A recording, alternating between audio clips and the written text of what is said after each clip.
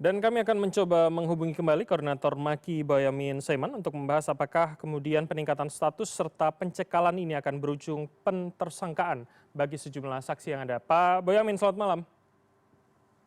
Malam, Assalamualaikum. Waalaikumsalam warahmatullahi wabarakatuh. Terima kasih sudah berkenan gabung malam hari ini. Ya, Tapi kami juga harus disclaimer kepada Anda semua yang menonton acara ini bahwa kami juga sudah mencoba untuk menghubungi pihak KPK, namun sayangnya belum ada yang berkenan bergabung pada malam hari ini. Pak Boyamin, jadi Anda sudah mengeluarkan banyak ya. statement. Harapan Anda adalah penetapan tersangka pada akhir kasus ini. Apa yang kemudian bisa sangat meyakinkan Anda begitu pasca juga beberapa waktu yang lalu Anda menyerahkan sejumlah dokumen tambahan begitu Pak Boyamin?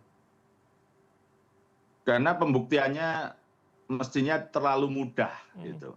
Terlalu gampang. Karena apa? Dugaan pungutan liar atas penambahan kuota haji khusus yang sekitar satu orang $5.000 Amerika. Ya, kalau dirupiahkan 75. Itu yang saya pegang segitu. Tapi ada yang mengatakan ada yang 7.000, ada yang 10.000 gitu. Nah, ini kan jelas seharusnya tidak boleh ada tambahan karena jamaah haji itu sudah membayar sekitar 20 sampai $30. Dan itu kira-kira ya sampai di angka 400 juta. Ya sudah begitu karena haji khusus maupun reguler itu sudah dipatok harganya berapa-berapa itu sudah ada. Bahwa ada travel umroh yang menambah itu kan kaitannya dengan hotel, makanan, hotel yang lebih dekat itu boleh. Tapi ketika tambahan ini 5.000, inilah yang dugaan pungutan liar. Nah, Sehingga ini tidak boleh oke. nebeng pungutan atas kewenangan negara. Nggak boleh. Itu Oke. tinggal menghitung aja.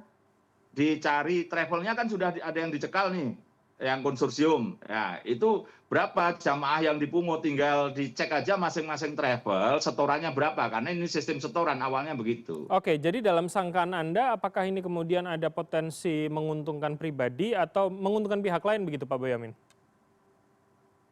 Minimal pihak lain, yaitu perusahaan-perusahaan biro Haji Plus itu. Oke. Tapi juga ini rangkaiannya juga diduga mengalir pada oknum pejabat juga diduga menerima karena ada beberapa yang rekeningnya tiba-tiba ada tambahan duit 20 miliar misalnya begitu. Itu level yang tengah bahkan itu.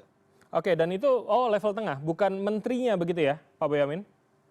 Iya, maksudnya belum pada posisi itu level tengah aja begitu gitu. Tapi bisa jadi menteri tidak menikmati, tapi diduga menguntungkan pihak lain kalau dia dianggap nanti ada dugaan terlibat gitu. Jadi ini kan harusnya pengaturan kuota itu kan diatur dalam bentuk peraturan Menteri Agama. Itu ditentukan pasal 9 ayat 2 Undang-Undang nomor 8 tahun 2019. Tapi kenyataannya untuk mengatur itu kan bentuknya surat keputusan.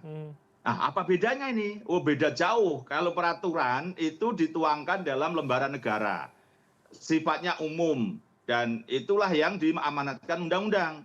Dan itu mendapatkan verifikasi dari Menteri Hukum dan Menteri Sekretaris Negara. Dasarnya apa? Undang-undang itu juga pasal 64. Di mana haji khusus itu maksimal hanya 8%. Tidak boleh lebih dari itu. Apalagi ini 50%. Berarti kan menyalahi undang-undang juga. Nah, sisi lain juga rangkaian dari keputusan itu diduga dilakukan tergesa-gesa. Dan pada posisi, nah sebenarnya kalau boleh saya bicara ekstrim itu, pembagian 50% itu tidak ada dasarnya. Karena apa? Kalau dasarnya dianggap keputusan menteri, itu tidak sah, wong bentuknya harus peraturan menteri kok, yang diundangkan dalam lembaran negara. Kalau kita tidak puas, itu mengujinya ke Mahkamah Agung, judicial review. Tapi kalau surat keputusan, itu mengujinya adalah ke PT UN. Pak Boyamin, jadi khusus atau sangkaan Anda, dasar apa yang kemudian pengaturannya? Oke, dasar apa yang kemudian menurut Anda, sangkaan Anda itu bisa menyebabkan ada soal 50% tadi? Mengapa sebesar itu kemudian? Ya, berarti kan memang ada dugaan mau dicarikan duit itu. Sehingga menjadikan melanggar aturan, ya udah enggak masalah. Dan itu ternyata kan memang jamaah dikutip 5.000. Informasi data yang saya terima begitu gitu. Nah, karena kalau dikasihkan reguler, itu pun juga sebenarnya ada masalah. Nanti saya jelaskan. Kalau dikasihkan reguler kan nggak bisa mengutip 5.000 per orang. Dan itu masuk kantong-kantong oknumnya. Gitu. Nah, maka diperbesar. Gitu. Bahkan KPK mengatakan, oh bisa aja sebenarnya ini akan dikasihkan haji plus semua. Gitu. Tapi kan nanti pasti akan protes, makanya dibagi dua aja. Padahal itu juga salah. Karena haji khusus itu hanya 8%. Dan itu pun harus diatur dalam peraturan menteri. bukan surat keputusan menteri. Jadi ini sudah menunjukkan amburadulnya dan itu menjadi tidak sah pembagian 50, apalagi kemudian dugaan yang reguler tadi juga begitu. Banyak diserap oleh orang yang daftar baru 2 tahun atau 1 tahun. Nah, dalam haji reguler itu ada subsidi dari Badan Pengelola Keuangan Haji senilai 40 jutaan karena haji ini keseluruhan biayanya 90 juta. Dan kenapa jamaah haji reguler itu hanya bayar 50? Karena sudah antri 30 tahun yang lalu. Uangnya itu diputar oleh Badan Pengelola Haji dan kemudian ada manfaat atau bahasa umumnya ada bunganya. Gitu. Oke. Nah, tapi ini kemudian yang haji-haji reguler baru ini berangkat dengan kondisi membayar hanya 50 juta. Nah, artinya dari mana? Dari Badan Pengelola Haji. Jadi menyerap subsidi yang tidak haknya. Nah, Oke. itu menjadi kerugian juga nanti. Oke, gitu. jadi ini substitusi yang tidak tepat begitu ya seharusnya. Oke, Pak Boyamin, Iya, betul. Anda menduga akan ada pentersangkaan baru pada ending kasus ini.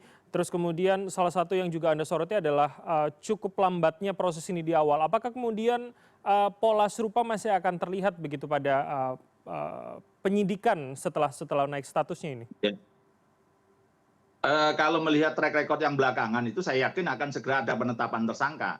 Karena penyidikan, terus kemudian cekal, terus kemudian ini sudah menggeledah hari ini kan sudah menuju tahapan mudah-mudahan minggu depan ada penetapan tersangka. Tapi ya saya tunggulah maksimal 1 bulan kalau belum ada penetapan tersangka ya saya gugat lagi kayak dulu kita gugat pra peradilan. Apa masalah kendalanya? Dan data yang saya berikan yang baru saya sepil kemarin surat keputusan saya tambah lagi banyak data-data yang lain. Misalnya dugaannya pejabat-pejabat tinggi dan istrinya itu menggunakan fasilitas negara yang harusnya tidak boleh dinikmati mereka, atau juga memakai perjalanan dinas yang harusnya itu pada posisi yang hariannya kecil tapi kemudian seakan-akan jadi pengawas dari inspektorat begitu menjadi hariannya lebih tinggi lagi. Itu banyak macam-macam ini menjadi semua hal nampaknya rasanya tolong berikan saya gitu satu hal yang kira-kira tidak ada dugaan penyimpangan. Rasanya kok enggak ada. Oke. Belum nanti bicara catering,